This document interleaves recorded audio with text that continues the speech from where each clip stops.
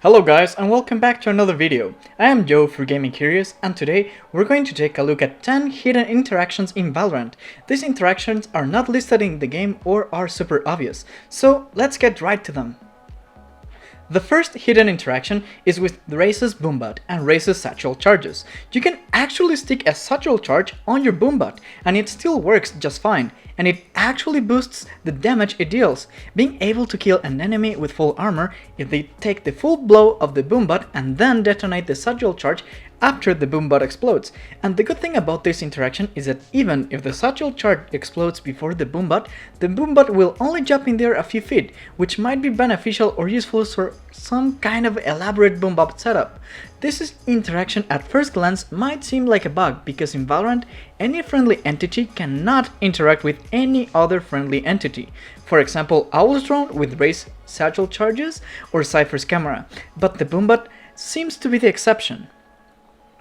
And the Boombot seems to be the exception because our next interaction is again with the Boombot, but now with Sova's Rico Bolt. You can stick a Rico Bolt on an allied Boombot, making it a moving Rico Bolt. This interaction may have some potential in the future when the meta gets a bit more complex or some executes begin to be too predictable or too complex. Or maybe this interaction will always remain as gimmick, but only time can tell for sure this time. Now we got another interaction regarding Sova, this time with his Owl drone. With Sova's drone, you are able to boost up allies to higher ground. This process might be tricky but can be aided by boosting while facing a corner or a flat surface. But this interaction may prove to be super useful in some clutch situations where you need to be in an off angle or just take your enemy by surprise with an unexpected boost. We got one more interaction with the Rico Bolt, this time with Viper's ultimate. The Rico Bolt still works inside of Viper's ult, however its range is critically reduced, but it still totally helps to zone out the Viper within her ult. This is an interesting interaction because of the inconsistency with the Rico Bolt and the smokes in the game. So now you know that you can try and find Viper with Sova's Rico Bolt in her ult. Now we have an interaction with Breach's ult. As we all know, Breach doesn't get stunned by his fault line, however his ult does affect him, but apparently the devs weren't really expecting this because the only way I was able to hit myself with my own ult was in bind, by ulting and then using the teleporter. Other than that method, it is pretty much impossible to get hit by your own ultimate, so in principle you are unaffected by it, but in reality you can get hit by it. So have that in mind while playing Breach and Bind. Then we have a pretty weird interaction with Omen. Omen's Shrouded Step doesn't prevent you from taking fall damage.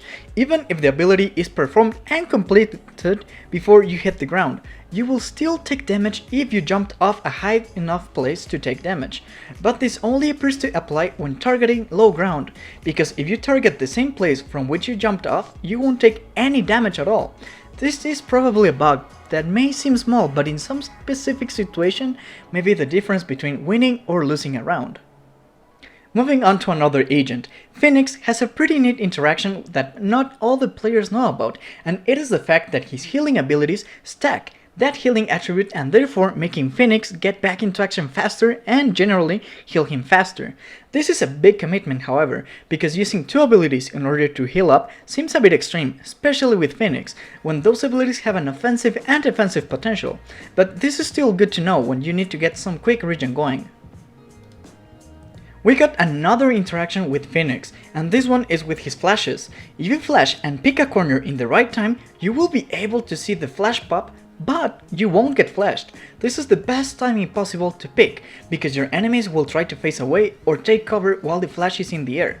But if you've timed this correctly, you will be able to have a cheeky peek and be safe doing so, because they will get flashed if they commit a spray or a tap when they see you briefly. I'm not sure if this is a bug or it is intended to work this way, but it is a bit tricky to get the timing right, but not really super hard, so it is totally doable in competitive play. Now we have an interaction with Brimstone. Brimstone Steampack also affects enemies that step into its AoE. This is something a lot of players don't know and are surprised to see for the first time. and it is not really well known interaction because Brimstone Steampack usually gets dropped to allies and not really thrown at enemies, so it is not always that an enemy will be using a Steampack from your team's Brimstone. But this may have some offensive potential. If you know an enemy that has a gun with a really bad spray like the Stinger, you may try to get lucky by making them empty their magazine into whatever the RNG gods decide to shoot at with that elevated firing rate of the Stinger. And for our last interaction, we got Cypher Tripwires and Reyna's Leer. The Tripwire will still let you know the position of an enemy while being blinded by Reyna's Leer. This is a pretty powerful interaction because in a 1v1 scenario, you pretty much negate the blinding aspect of the Leer if you get to trap her with your Tripwire, or you can even get a kill before you get taken down if you were in a bad spot when the enemy team pushed into a site using Reyna's Leer. That is why I personally think is really good Cypher against Reyna. He negates a lot of her aggressiveness by making her play a bit slower with all of the utility Cypher really brings. So this is it for this 10 hidden interactions in Valorant. If we missed one, share it in the comments below. And don't forget to subscribe so you don't miss any of our coming videos. This was Joe for Gaming Curious.